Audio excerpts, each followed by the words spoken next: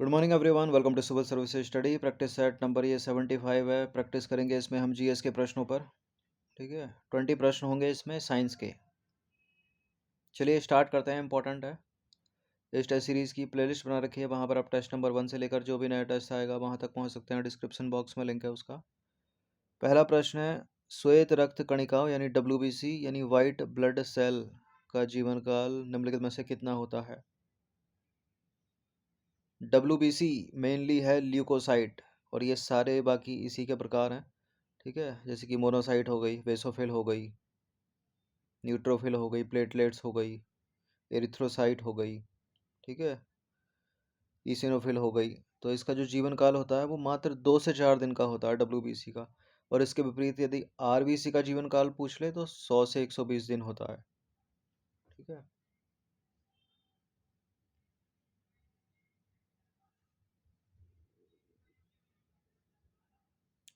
देखिए WBC का जो है सबसे आम काम, WBC का सबसे आम नाम जो है वो है श्वेत रक्त कोशिकाएं, लेकिन इन्हें वैज्ञानिक रूप से ल्यूकोसाइट्स के रूप में भी जाना जाता है।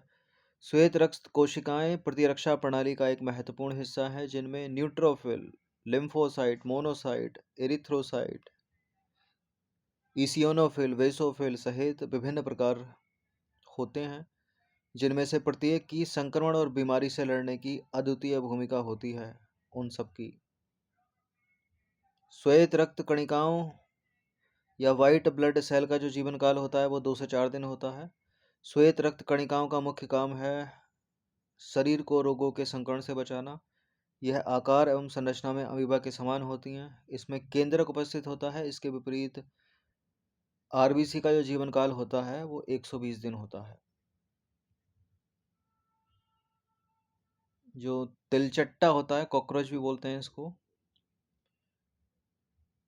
इसके हृदय में कितने कक्ष होते हैं। 2-3 प्रश्न बनते रहते हैं तिलचट्टे से। ठीक है, 4 वहाँ पर जानवर होंगे, उनमें से किस में रक्त नहीं पाया जाता। तो इसी तिलचट्टे में जो है ब्लड नहीं होता। इसको मारोगे ना आप तो इसमें खून नहीं निकलेगा। ठीक है, इसमें गाढ़ा गाढ़ा येलो सा एक तरल निकलता है, बहुत गाढ़ा होता है वो। इसमें 13 कक्ष होते हैं।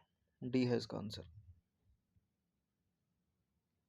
UPPSC की आप फुल टेस्ट सीरीज से जुड़ सकते हैं, जिसमें मिलेगा फुल टेस्ट आपको PDF फॉर्मेट में। ये नंबर इस पर कॉल या व्हाट्सअप करके। देखिए, तिलचट्टा यानी कॉकरोच का जो हृदय है वो एक लंबी नली के आकार का होता है, जिसमें 13 कीप के आकार के कक्ष होते हैं। इसमें रक्त नहीं पाया जाता, ब्लड नहीं होता तिलचट्टे में या कॉकरोच में। ऑर्थोपोडा, और किस फाइलम का है ये? ऑर्थोपोडा का है, संघ। क्वेश्चन नंबर 3 है, चींटी को एक सामाजिक जंतु कहा जाता है। इसमें श्रम विभाजन प्रदर्शित होता है। दीमक भी एक सामाजिक कीट है जो कॉलोनी में रहती है। कौन सा सही है इनमें?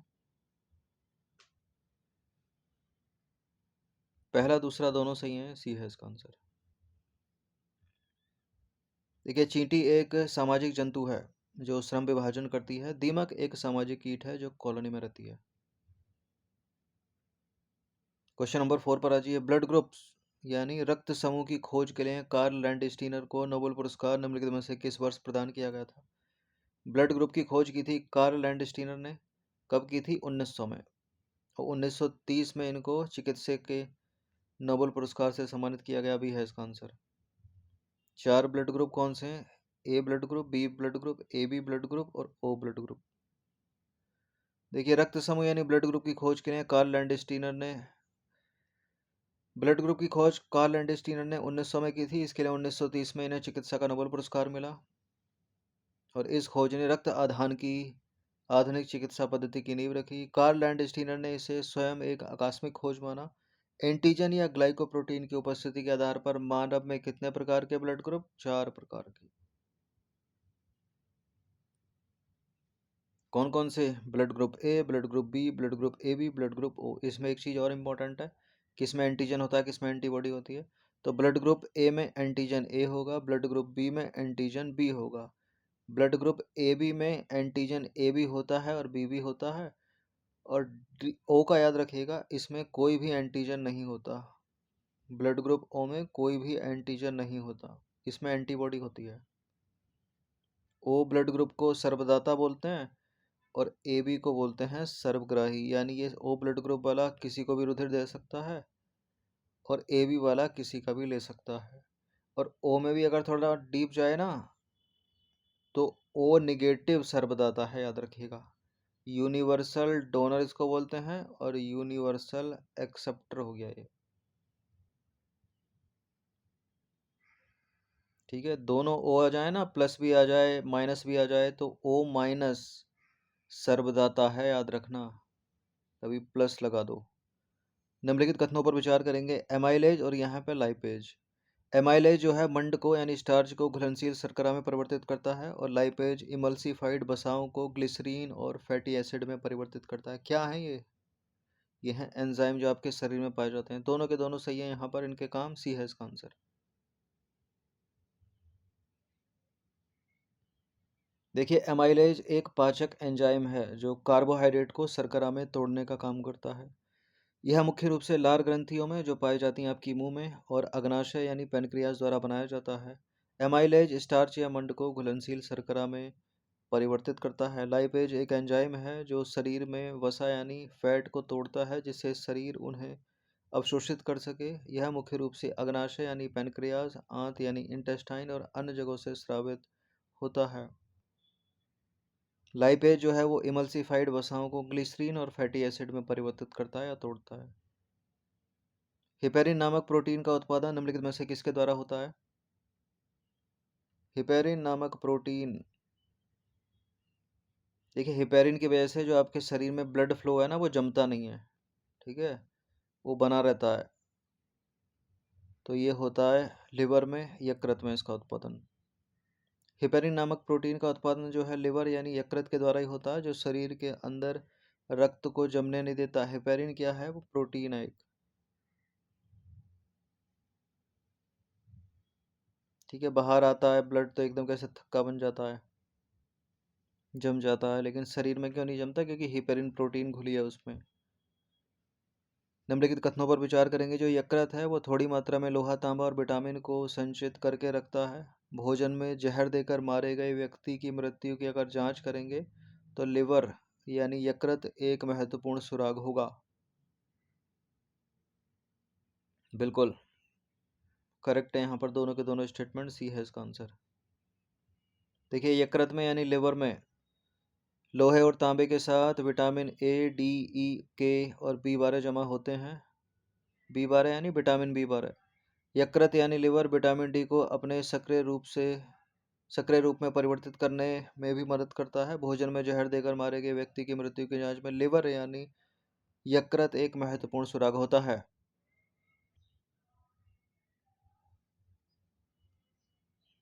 नेक्स्ट क्वेश्चन है। निम्नलिखित में से किसने 1859 में अपनी पुस्तक द ओरिजिन ऑफ स्पीसीज में जैव विकास की अवधारणा को प्रस्तुत किया? इसका उत्तर है चार्ल्स डार्विन, ऑप्शन नंबर सी।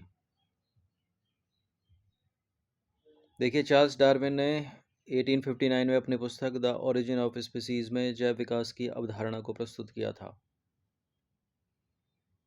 क्वेश्चन नंबर 9 है। निम्नलिखित में से कौन फंजाई जगत के कुछ उदाहरण हैं? फंजाई यानी फंगस कौन कौन है इनमें? पेनिसिलिन तो है, पेनिसिलिन, पेनिसिलियम, मशरूम भी फंगस है, एस्परजिलस भी है, यीस्ट भी है, सारे के सारे फंगस हैं। 1 2 3 4 डी है इसकी आंसर।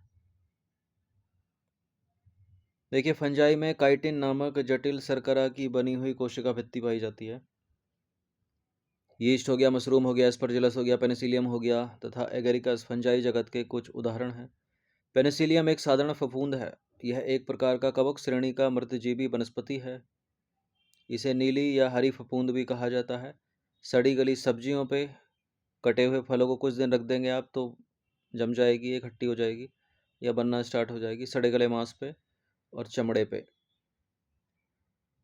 और सड़ी गली सब्जियां और कटे हुए फल, रोटी, सड़े हुए मांस, इन पे लगी फंगस अगर आपने खा ली फिर तो क्या ही हाल होगा पेट का, पता नहीं।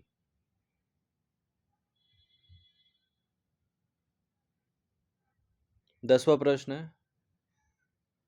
पौधों को कितने वर्गों में बांटा गया है? पौधों को बांटा गया है 5 वर्गों में, ठीक है, डी है इसका आंसर। देखिए पौधों को 5 वर्गों में बांटा गया है: शैवाल, ब्रायोफाइटा, टेरिडोफाइटा, जिम्नोस्पर्म और एंजियोस्पर्म। और जंतु को बांटा गया फाइलम में यानी संघ में। कौन कौन से हैं वो? Porifera, Coelenterata, Platyhelminthes, Nematoda, Annelida, Arthropoda, Mollusca, Echinodermata, Protochordata, Vertebrata. ठीक है। 11th और 12th क्लास में अगर बायोलॉजी रही होगी स्कूल में तो ये सब पढ़ा होगा आपने। और उसके बाद बीएससी अगर करी होगी बायोलॉजी से तब भी पढ़ा होगा, और नहीं भी पढ़ा है। ठीक है। कॉमर्स वाले थे, मैथ्स वाले थे, आर्ट्स वाले थे, तो आसान ही है, ज़्यादा नहीं है। मैच करना है सूची एक को सूची दो के साथ सुमेलित करना है। यहाँ फाइलम यानी संघ और ये हैं उनके उदाहरण। वो जंतु या जानवर किस संघ का होगा? यह है, देखिए फीताकृमि आता है प्लेटीहेलमिन्थीज में। गोलकृमि आता है निमेटोडा में। गोलकृमि को राउंड वर्म बोलते हैं, फीताकृमि को टेप वर्म बोलते हैं। हाइड्रा आता है सीलेंट्रेटा में, और स्पंज आता है पोरीफेरा में। एक से एलिमिनेट हो रहा है क्या? सी का 1 प्लेटीहेलमिन्थीज फीताकृमि से देखते हैं, हो जा रहा है एक से एलिमिनेट।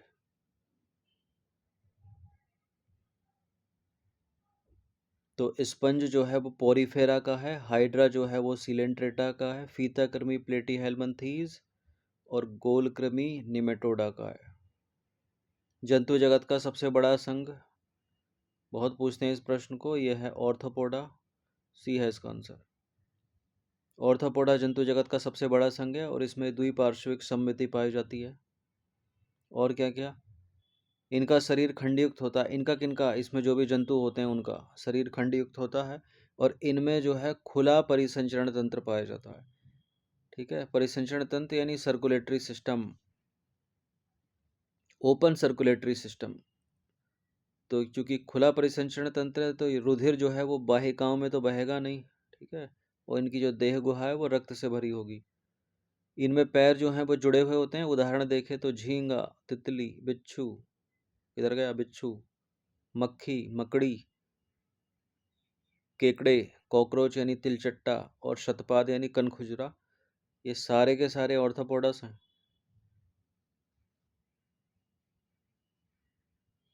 जब कोई जंतु प्रकाश के स्रोत की ओर गति करता है तो उसे क्या कहा जाता है?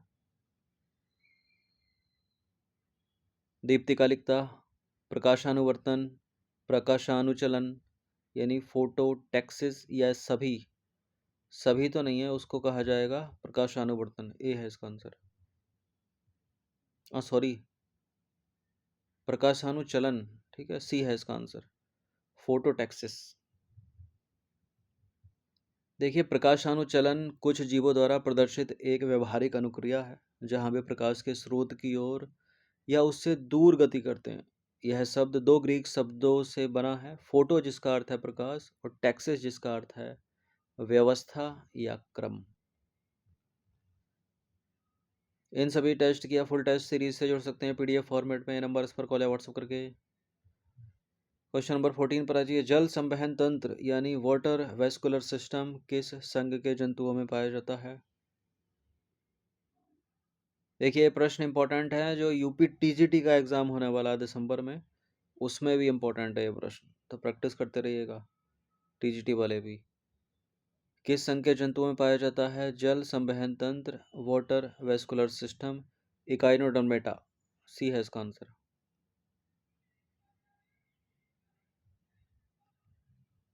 देखिए इकाइनोडर्म एक समूह है जिसमें समुद्री तारा मछली यानी सी स्टार, इसको तारामीन भी बोलते हैं, इसके अतिरिक्त समुद्री करकटी, समुद्री अर्चिन, सैंड डॉलर और भंगुर तारा मछली शामिल है। इसमें एक अद्वितीय संरचनात्मक विशेषता होती है जिसे जल संवहन तंत्र यानी वाटर वेस्कुलर सिस्टम के रूप में जाना जाता है। निम्नलिखित में से कौन प्रदूषित जगह में नहीं उगता? स्यूडोमोनास, शैवाल, लाइकेन, जिम्नोस्पर्म। लाइकेन पे बहुत प्रश्न बने एग्जाम्स में। जहाँ की वायु प्रदूषित है जिस क्षेत्र की, वहाँ लाइकेन नहीं पनपेगा, पनपा होगा अगर वायु प्रदूषित होगी तो मर जाएगा। ठीक है, जहाँ एसिड रेन हुई है जिस क्षेत्र में, वहाँ लाइकेन मुरझा जाएगा या मर जाएगा। तो इनको अम्ल वर्षा सूचक, ठीक है, और वायु प्रदूषक सूचक के रूप में जाना जाता है लाइकेन को। लाइकेन वायु प्रदूषण के प्रति संवेदनशील होते हैं, विशेष रूप से सल्फर डाइऑक्साइड और अन्य प्रदूषकों के प्रति। ये देखिए, ये जो हैं सीधे वायुमंडल से पानी तथा पोषक तत्वों को अवशोषित करते हैं, जो उन्हें प्रदूषित वातावरण में कमजोर बनाता है। नतीजन उन्हें अक्सर वायु गुणवत्ता के जैव संकेतक के रूप में उपयोग किया जाता है और वे प्रदूषित क्षेत्रों में अच्छी तरह से नहीं बढ़ते हैं। 16वां प्रश्न क्या है? पृथ्वी के वायुमंडल में मौजूद कुल ऑक्सीजन का अमेजन वन में प्रकाश संश्लेषण द्वारा अनुमानित उत्पादन है 40%, 50%, 70% या 20%।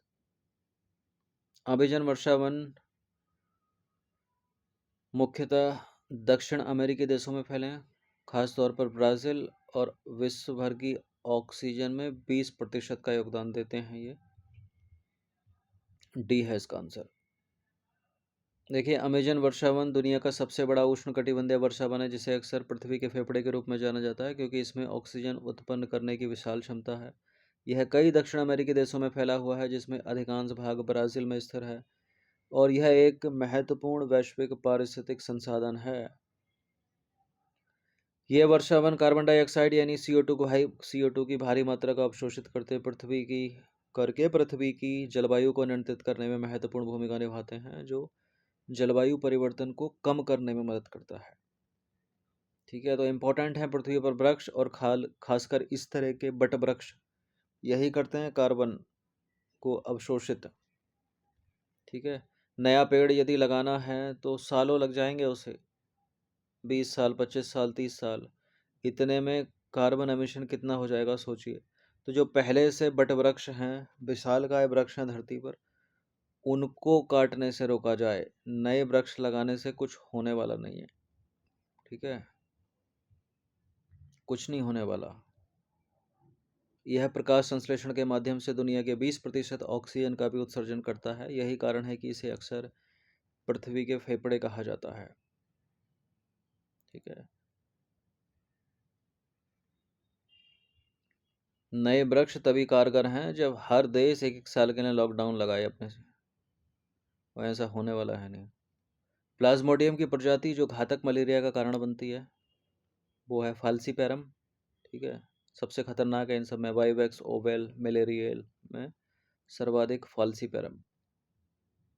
देखिए, फाल्सीपैरम की प्रजाति जो घातक मलेरिया का कारण बनती है, वो है प्लाज्मोडियम फाल्सीपैरम। प्लाज्मोडियम की जो प्रजाति घातक मलेरिया का कारण बनती है, वो है प्लाज्मोडियम फाल्सीपैरम। प्लाज्मोडियम फाल्सीपैरम मलेरिया के सबसे गंभीर रूप के लिए जिम्मेदार है, जिसे घातक मलेरिया या फाल्सीपैरम मलेरिया के रूप में जाना जाता है। इस प्रकार के मलेरिया से गंभीर जटिलताएं हो सकती हैं, जिसमें सेरेब्रल मलेरिया भी शामिल है, और मलेरिया पैदा करने वाली प्रजातियों में इसकी मृत्यु दर जो है वो सबसे अधिक है। अन्य प्रजातियां, प्लाज्मोडियम बाइवैक्स मलेरिया का एक हल्का रूप पैदा करता है, लेकिन पुनरावृत्ति का कारण बन सकता है। उसके बाद है प्लाज्मोडियम ओवेल, मलेरिया का एक अपेक्षाकृत हल्का रूप पैदा करता है, जो इसके ऊपर वाला था ना प्लाज्मोडियम बाइवैक्स, उसी के समान है देखा जाए तो। इसके बाद आता है प्लाज्मोडियम मलेरियल, मलेरिया का एक कम गंभीर रूप पैदा करता है, लेकिन पुरानी संक्रमण क्षमता के साथ। तो सबसे सही उत्तर हो जाएगा फाल्सीपैरम। 18वां प्रश्न है, निम्नलिखित में से कौन सा जीवाणुवीय रोग है?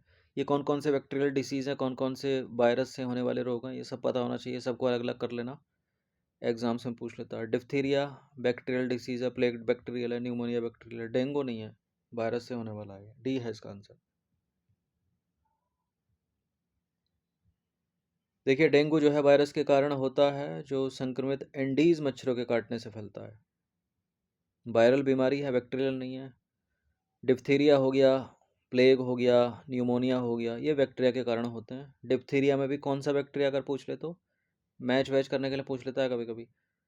ठीक है, कारिने बैक्टीरियम डिप्थीरिया बैक्टीरिया के कारण होता है डिप्थीरिया रोग। प्लेग रोग किसके कारण होता है? यर्सीनिया पेस्टिस बैक्टीरिया के कारण। न्यूमोनिया होता है स्ट्रेप्टोकोकस न्यूमोनिया बैक्टीरिया के कारण।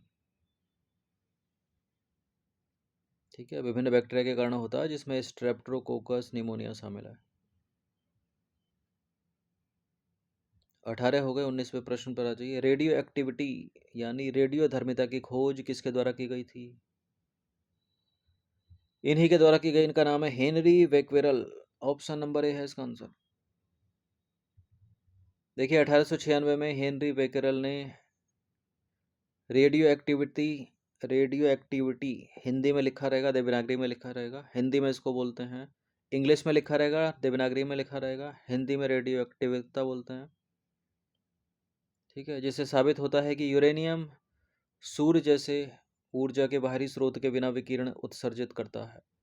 रेडियो धर्मिता रेडियो एक्टिविटी रेडियोधर्मी पदार्थों से विकिरण के सहज उत्सर्जन की परिघटना को रेडियोधर्मिता कहा जाता है। 20वां प्रश्न अंतिम प्रश्न है। निम्नलिखित में से कौन प्रकाश के अपवर्तन का उदाहरण नहीं है? ये सब स्कूल में पढ़ा होगा आपने। प्रकाश के अपवर्तन के नियम, परावर्तन के नियम, प्रकीर्णन क्या होता है, इंद्रधनुष कैसे बनता है, नहीं बोल रहा है। मनुष्य आंख द्वारा छवि निर्माण, मानव आंख द्वारा छवि निर्माण, इंद्रधनुष का बनना, तारों का टिमटिमाना, डूबते सूरज का लाल रंग।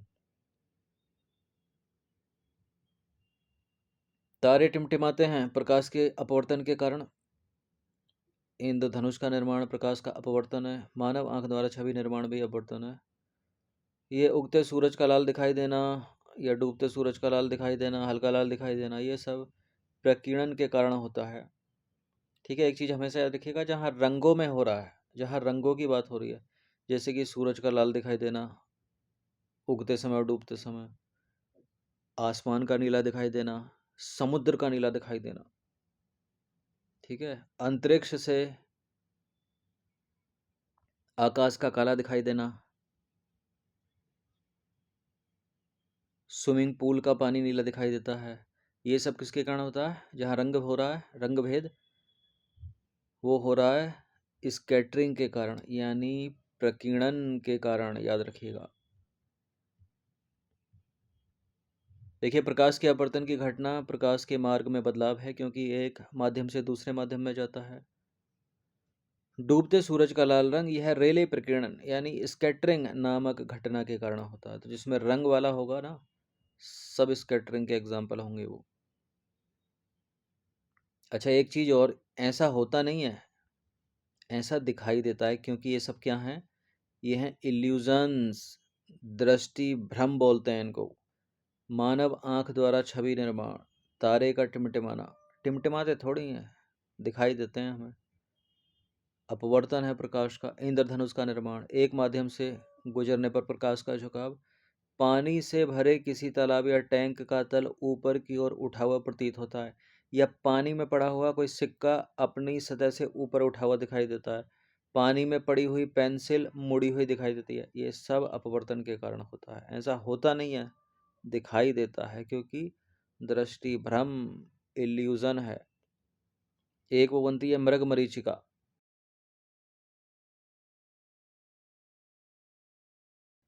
तो प्रैक्टिस कर लीजिएगा ये 20 प्रश्न।